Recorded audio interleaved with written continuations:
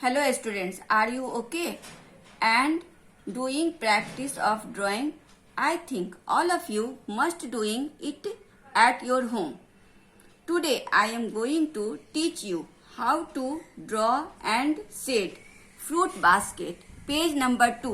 जैसा कि आप लोगों के फ्रूट बास्केट को शेड करके पेज नंबर 2 में दिखाया गया है, उसे मैं यहाँ अपने ड्राइंग शीट पे ड्रॉ करके और इसमें कैसे सेटिंग किया गया है ये मैं आप लोगों को बता रही हूँ। आप लोग सभी बच्चे इसे ध्यान से देखेंगे और बनाने का कोशिश करेंगे।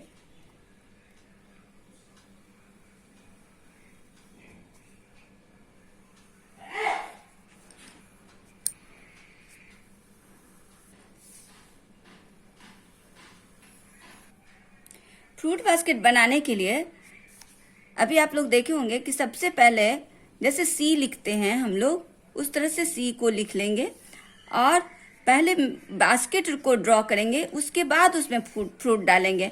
ऐसा नहीं कि पहले फ्रूट बना लिए उसके बाद बास्केट बनाएंगे, ऐसा नहीं करना है। पहले बास्केट को अच्छे से ड्रॉ कर लेंगे, उसके बाद उसमें फ्रूट डालेंगे।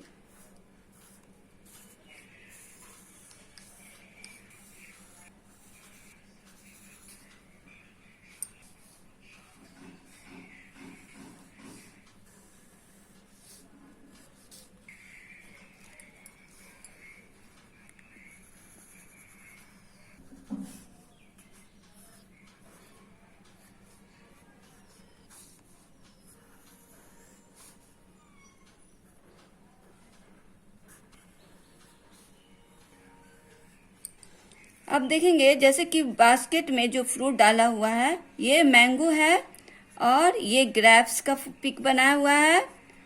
उसके बाद यहाँ एप्पल है और ये पपाया है। तो बाकी को सबको अब क्या करना है, ड्रॉ करने के बाद उसमें पेंसिल शेडिंग करना है। पेंसिल शेडिंग करने के लिए यहाँ पे 4B और 2B पेंसिल का यूज करेंगे।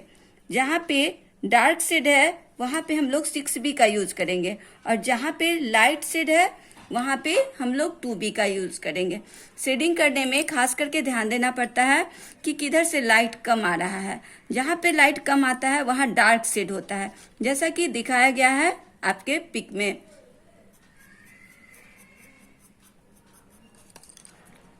यहाँ पर देखो, जैसे मैं यहाँ डार्क शेडिंग कर रही हूँ, यहाँ पर डंठल है, डंठल के पास का थोड़ा गैप लाइट कम आता है, इसलिए यहाँ पे डार्क शेड हो जाएगा। और जहाँ जहाँ लाइन है वहाँ भी हम लोग थोड़ा डार्क शेड करेंगे। डार्क शेड करने के लिए 6B पेंसिल का यूज कर रही हूँ मैं।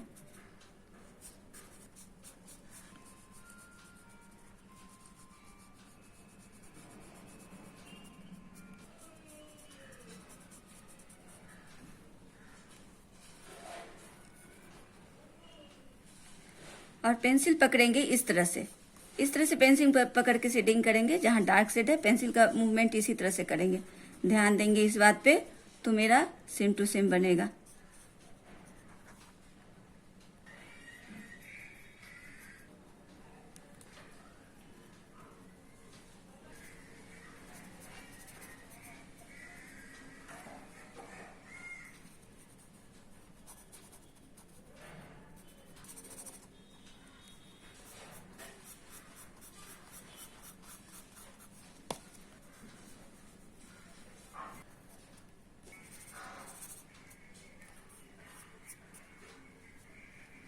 अब जैसे एप्पल के ऊपर ग्रेप्स को दिखाया गया है, तो ग्रेप्स को उभारने के लिए भी मुझे डार्क शेड दिखाना पड़ेगा ताकि लगे कि वो उसके ऊपर रखा हुआ है। तो इसको ऐसे ऐसे करके धीरे धीरे इसको डार्क शेड में करते चलेंगे। इसके लाइन के पास का भी एरिया जो है वो पूरा डार्क करेंगे ताकि लगे कि ये ऊपर से रखा हुआ है।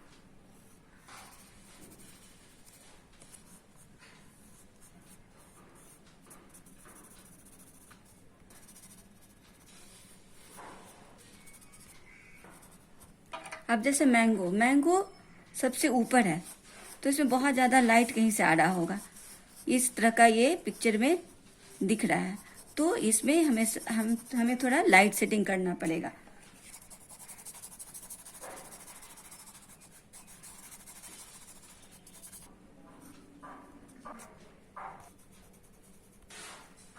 इस तरह से देखेंगे कि फ्रूट का सारा शेडिंग कंप्लीट हो गया। अब उसके बाद मैं बास्केट की तरफ आऊंगी और बास्केट में जो है वो बीच बीच में जिग जैग टाइप से बना हुआ है, ऐसे स्ट्रोक टाइप से, तो इसे स्ट्रोक ही बनाऊंगी।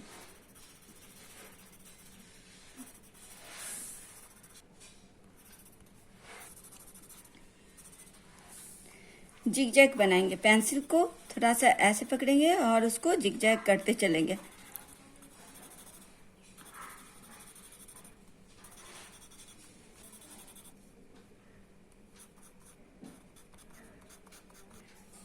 जिग जैग करने के बाद ये जो बास्केट के अंदर में जो डिजाइन बना हुआ है उसमें जिग जैग करने के बाद सारे लाइन को डार्क करेंगे। आप लोग बुक में भी बनाएंगे और कॉपी में भी प्रैक्टिस करेंगे, उसमें भी लाइन को पूरा डार्क करना है। डार्क करने के बाद ही ये पिक्चर देखने में अच्छा लगेगा।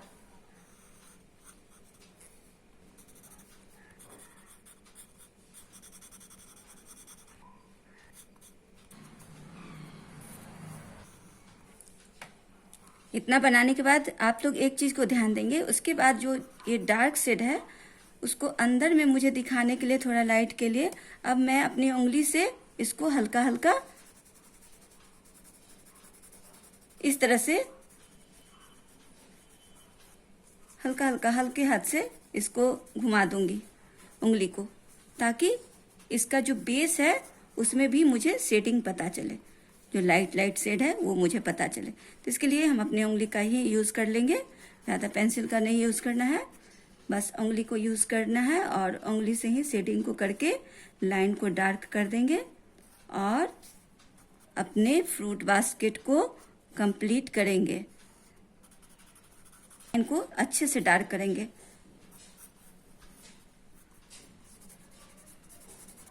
इस तरह से मैं आप लोगों को, जैसा कि आपके बुक में दिखाया गया है पेज नंबर 2 में फ्रूट बास्केट, उसको मैं अपने ड्राइंग शीट पे बना करके शेडिंग करके आप लोग को दिखाई हूँ। आप लोग भी बुक में और कॉपी में दोनों चीज में इसका प्रैक्टिस करेंगे। That's all, thank you.